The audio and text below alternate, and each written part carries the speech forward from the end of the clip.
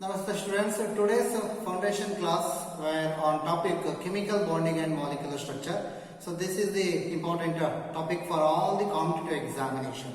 It is there in our first PUC. Chemical bonding and molecular structure. So in this case, first we learned about what is a bond, what are the variety of bonds are observed, why chemical bond formed, and what are the essential conditions required for the chemical bond. And after that, types of chemical bond, individually we are looking and how the chemical bond takes place in different category. And after that, some theory one can find, some valence bond theory or a molecular orbital theory. After that, dipole moment is one of the concept, bond angle, bond length, and then hydrogen bonding. After that, melting and boiling point, what are the factor it is influence. All these informations are available in this topic. So for competitive examination, maximum 3 to 4 questions one can find in almost all examination. Okay, so let us start with what is a bond and what is a chemical bond and why chemical bond will be formed and what are the conditions that is required and how chemical bond is formed. Let us see the bond. Basically, bond tells about a force of attraction. It is an attractive force taking place between two species. In order to form a chemical bond or a bond, minimum 2 species are needed. Let us say there is a one species, let us say atom A and B is the another one. In order to form a chemical bond between them, 2 species are needed. So these two are combined by a force of attraction, thereby bond formation taking place. So it is a force of attraction takes place between 2 species or a combining species. That is simply called as a bond. But if you go for the chemical bond, there also force of attraction taking place present between what? 2 combining atoms. Here the particle that is participated or a species that is participated is the atom. Between 2 atoms, force of attraction taking place, then it is called as a chemical bond. Clear? So bond and then chemical bond. Now basic one question it is arises. Why atoms form chemical bond? Why an atom that is required to form a chemical bond? So there are different reasons one can find. If you go for the first reason, an atom in their neutral state may stable, may not be stable. Normally noble gases are found to be stable.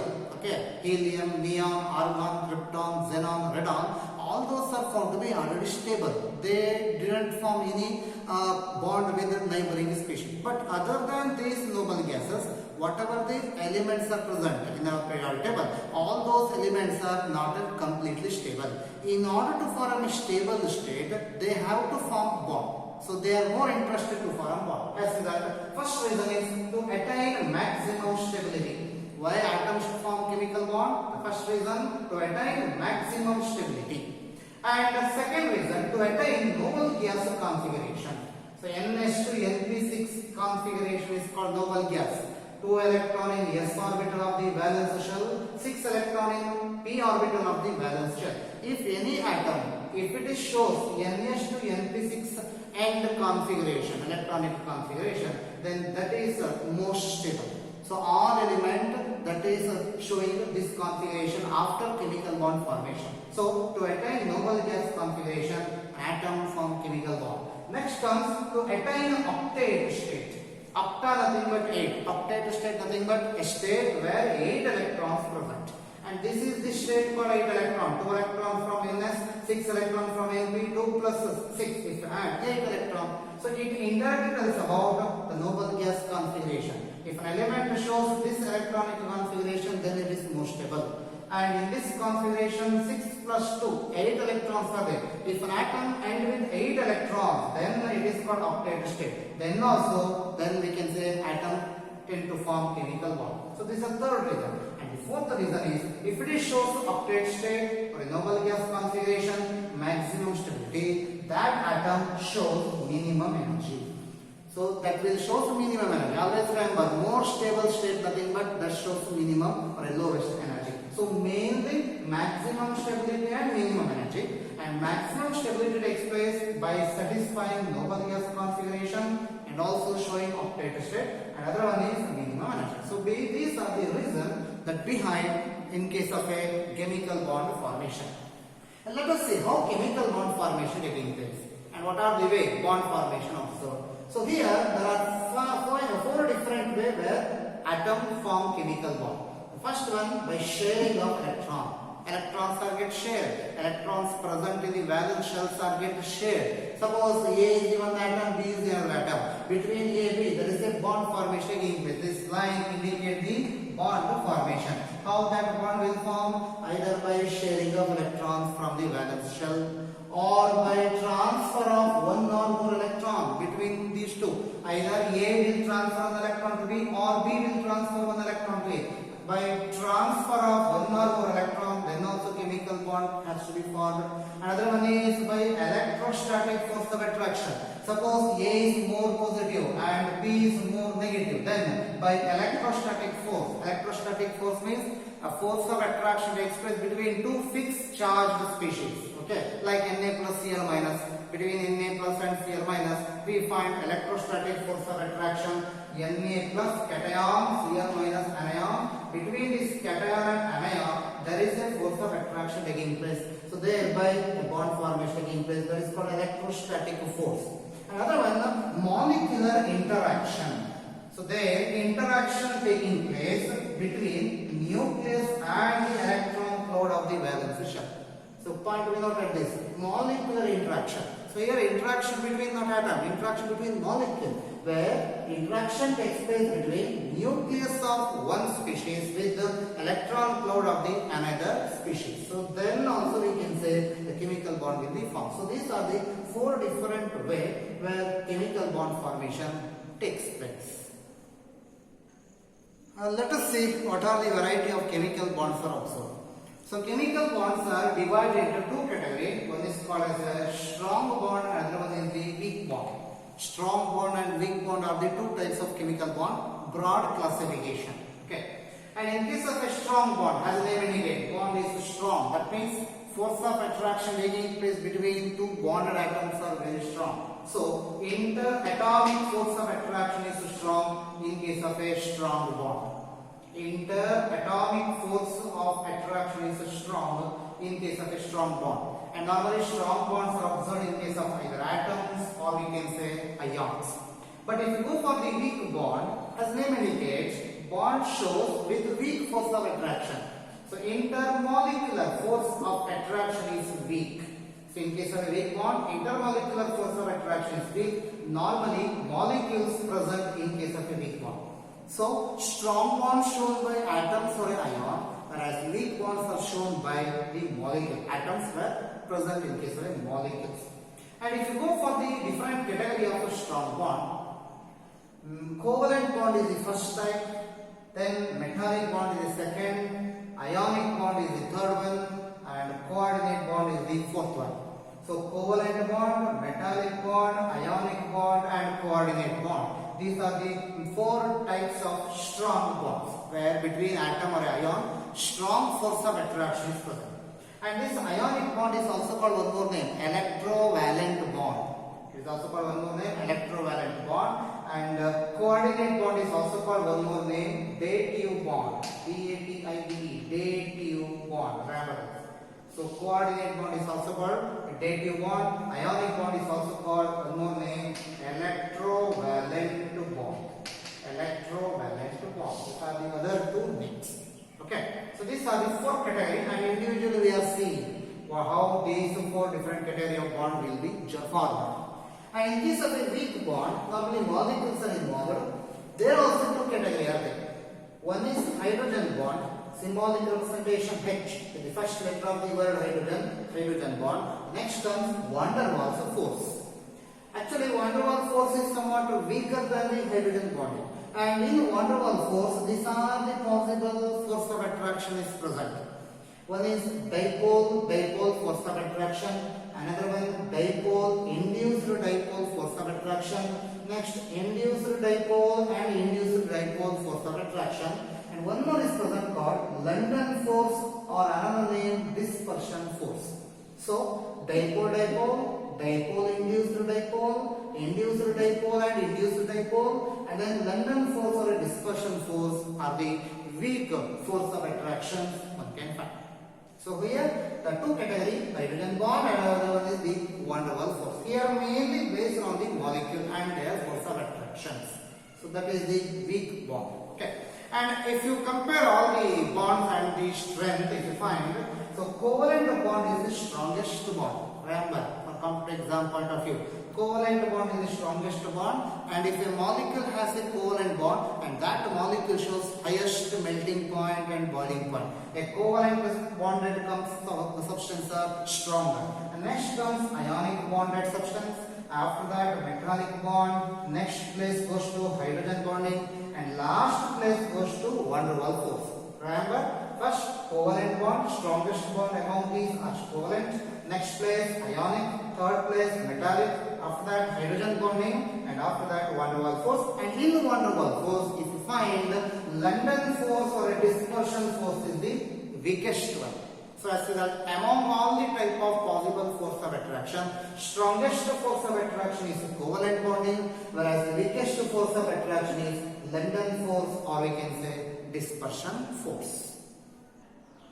And let us see, individually we have to go with respect to the how the bond will form and what are the properties one can find. Let us go with the first ionic bond. So this ionic bond is also called one more name, electrovalent bond. So this is basically the force of attraction. What type of force of attraction?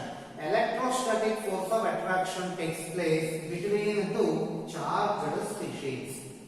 So here cation and anions are present as a charged species. Between cation and anion there is a electrostatic force of attraction taking place, and that type of bond formation takes place is nothing but ionic bond. Okay. So electrostatic force of attraction between two charged species like cation and anion, nothing but ionic bond. And normally this is formed by the transfer of electron. So transfer of electron makes ionic bond. Let us go with some example. The first example that should be discussed is formation of, let us say, formation of sodium chloride.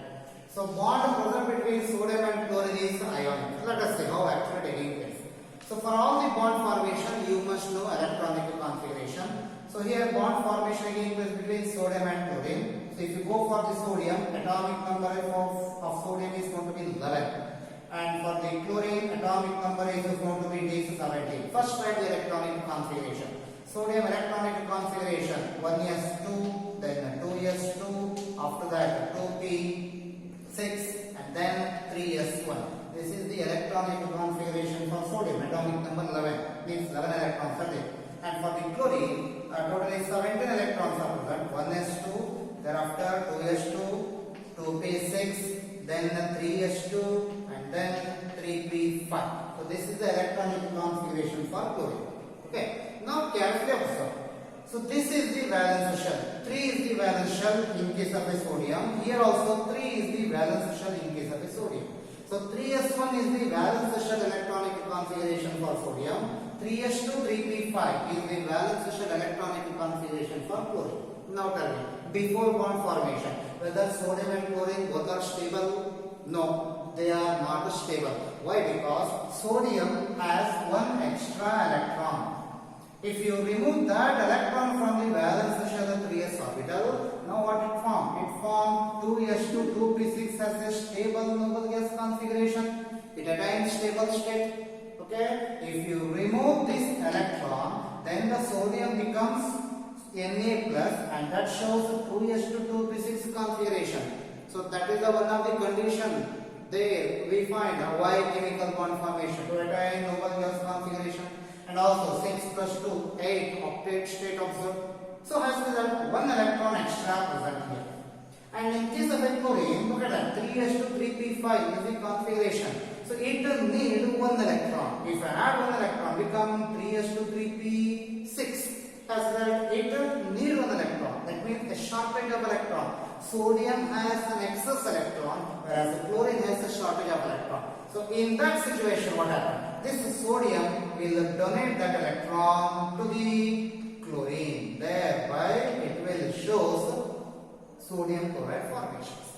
Okay. So here it is observed that sodium, if you write the valence shell as only one electron, so this is the called as the electron dot representation. So valence shell electron represented by dot. Let us say sodium has one electron in the valence shell. 3 is the valence shell. But in case of a chlorine, how many electrons are there? In case of a chlorine, totally 7 electrons are present. We have to write 7 dots.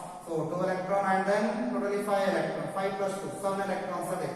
So what happened is during the bond formation, sodium will lose its electron and that will given to the chlorine atom. As the sodium becomes Na plus, since 1 electron lost taking place, chlorine becomes Cl minus.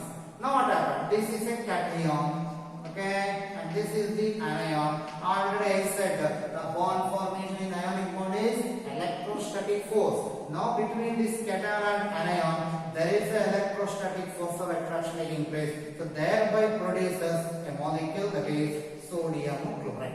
So like that, this formation of sodium chloride, ionic bond taking place between sodium and chlorine. First sodium and chlorine become respective cation and anion.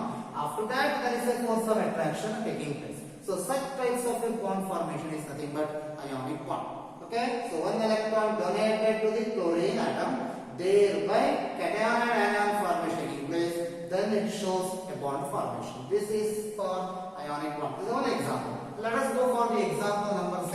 The second example is very simple. That is formation of magnesium oxide, MgO, magnesium oxide. And if you go for the electronic configuration of magnesium and oxygen, so magnesium shows atomic number 12, oxygen shows atomic number 8.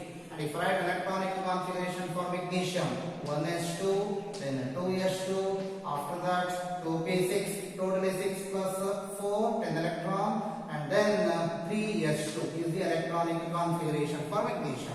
And then if you go for oxygen, 8 electrons present, 1s2, then 2s2, after that 2p4 is the electronic configuration.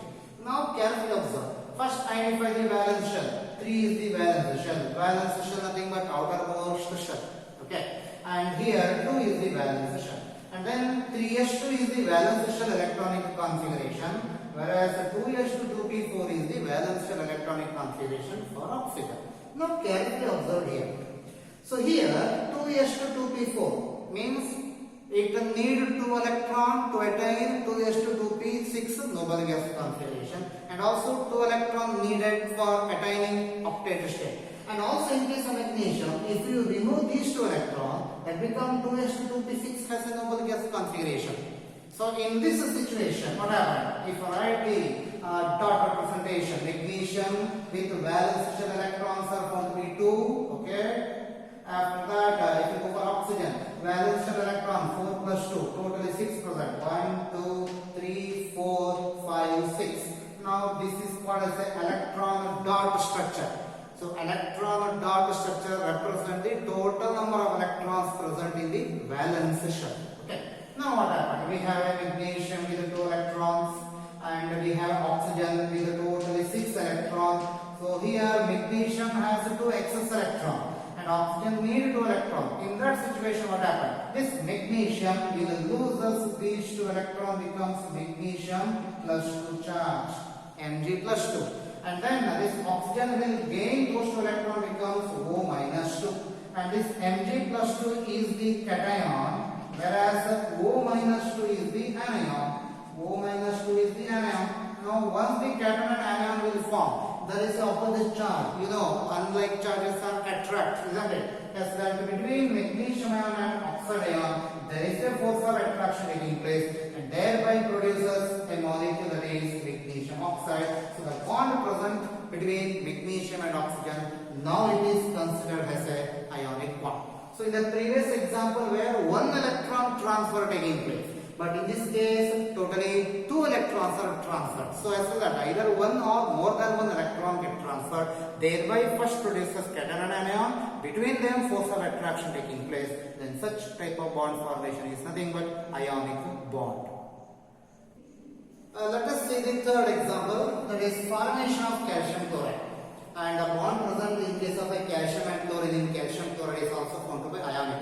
Let us see how it is generated. So first go for the atomic number of calcium. It is found to be 20, and that of chlorine is found to be 70. After writing electronic configuration, 1s2, then 2s2, after that 2p6, totally 10 electron also, then 3s2, after that 3p6, and then 4s2. So this is the electronic configuration. 2 plus 6 plus 2, and then 2, totally 10, and then it is 10. total number of electrons found to be 20. And if you go for chlorine, like the previous example, chlorine 1s2, and then 2s2, then 2p6, then 3s2, after that 3p, it is 5. So now if you look at the valence shell, 4 is the valence shell, here 3 is the valence shell. And then 4s2 is the valence shell electronic configuration, and 3s2 3p5 is the valence shell electronic configuration for chlorine. Now carefully observe. So if you remove this 2 electron, then what happens? It attains 3s2 3p6 as a ns2 np6 noble gas configuration, and also octet state attains. As a result, calcium is ready to donate 2 electron. But if you go for the chlorine, 3s2 3p5, if 7 electron removed, then it becomes noble gas configuration. Remember, it is not possible to remove more than 3 electron. Okay, then it is high energy needed. So better, instead of removal, better add electron. So here it need 1 electron to attain noble gas configuration. So here 2 electron excess, here 1 electron shortage. Now tell me, whether calcium donate both 2 electron to the chlorine? No, not necessary, because chlorine need only 1 electron. So our calcium ready to donate 2 electron, but 1 chlorine need 1 electron. As here what happened? To balance the number of electron donation and number of electron receiving. So 1 calcium, okay, that is interact with the 2 chlorine. 1 calcium donate electron to 2 chlorine atom. So in case of calcium, we have 2 electrons present in the valence shell, and for chlorine totally we have 7 electrons. Okay, totally we have 7 electrons in the valence shell of the chlorine. So this structure called electron dot structure, that tells about number of electrons present in the valence shell. 5 plus 2, 7 electrons in the third valence shell, and 2 electrons in the fourth valence shell. So here what happened? This calcium donate 1 electron to the chlorine, and another 1 electron to the another chlorine atom. So 1 calcium donate single electron to 2 different chlorine atoms. In the previous example, what you find is the 1 or 2 electron donated to another only 1 atom, but here another 2 atom. So if calcium donate electron, it becomes what? Calcium in the plus 2 stage. If 2 electron donated, become plus 2. Donation of electron shows positive charge, and chlorine receive 1 electron, it becomes Cl minus, here also Cl minus. Now what happens? So in order to balance the total charge, this chloride ion attract this calcium ion in this side, and this chloride ion attract this calcium ion in this side. As a result, 1 calcium ion interact with attracted by electrostatic force of attraction takes place between 2 chloride ions. So thereby produces Ca with Cl2. So the structure or formula for calcium chloride now is going to be 1 calcium with 2 chlorine. So like that, there is a ionic bond takes place between 2 bonded atoms. Here 1 calcium and other 2 are the chlorines. This is the way where the ionic bond formation that is taking place. Now let us see the properties of ionic bonds. Properties of ionic bond substance. And if ionic bond is present in any substance, then such substances are called salt or ionic salt. A substance, if it is contains ionic bond, then it is considered as an ionic salt. For example, sodium chloride is ionic salt, calcium chloride ionic salt, magnesium oxide ionic salt, ammonium chloride NH4Cl, that is an ionic salt. If any substance contains ionic bond, ionic salt. So this ionic salt or ionic bond containing substance shows 2 important properties. One is conductivity, another one is called as solubility. Conductivity and solubility. What is this conductivity? Has the name indicate, conductivity means conductance. Conductance means so movement under the influence of electric current.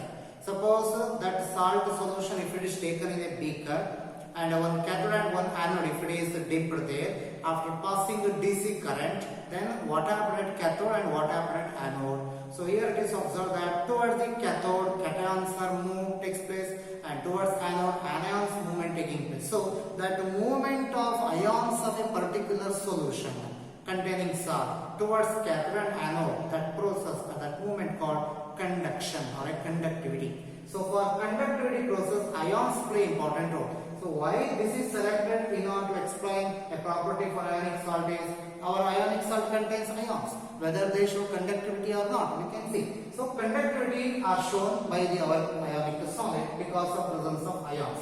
But in solid state, in a solid state, particles are closely arranged. There is no any free movement in that particular volume. As a result, in a solid state, those ionic salts do not show any conductivity. In a solid state, ionic salts will not show conductivity because the movement of ions is not possible. It is restricted. That means close packing is maximum one can find. As that in a solid state, our ionic salt shows insulator property, bad conductor, or we can say insulator property. But same ionic solid, if it is taken in the form of molten state or dissolved state, what is meant by molten? Molten means fused form, conversion from solid to liquid state. That is called molten state or liquid formation state. Okay, or dissolved form. That salt is going to dissolve in the water. Then salt solution form. So in molten state or dissolved state, so where volume availability is more, ionic bond already broken, individual cation and anions are available, so their movement taking place in that available volume is more. So free movement of ions one can find in case of a molten as well as a dissolved state. And in that situation, if you find the conductivity property, it shows very good conductivity. Such that in aqueous state or a dissolved state or a molten state, aqueous state nothing but solvent selected as a water, free ions are available for the movement, so it acts as a good conductor. But in solid state, it shows insulator. And here also, conductivity depends on the size of ions. Okay, that conductivity directly proportional to 1 by size of the ion. If the size of the ion is bigger, that takes more time for the movement. In that case, conductivity found to be less. So, conductivity inversely proportional to size. Bigger the size of ion, smaller the conductivity. Smaller the size of ion, bigger the conductivity. As a result, it is observed that small sized ions move faster rather than big sized ions. Okay, so that is the one point that should be noted. But higher the charge, greater the conductivity. Conductivity directly proportional to charge. But the conductivity in case of a molten as well as dissolved state depends on not charge, there depends on the size. Greater the size, conductivity less. Smaller the size, then conductivity more found to be more. So this is the one point you have to remember for the competitive examination. Now tell me, lithium ion, sodium ion, potassium ion. Among three, which shows conductivity more in molten state? In case of molten state, lithium ion smaller size, that will move faster. So smaller the size, greater the movement one can find. So that is the inversely proportional to each other.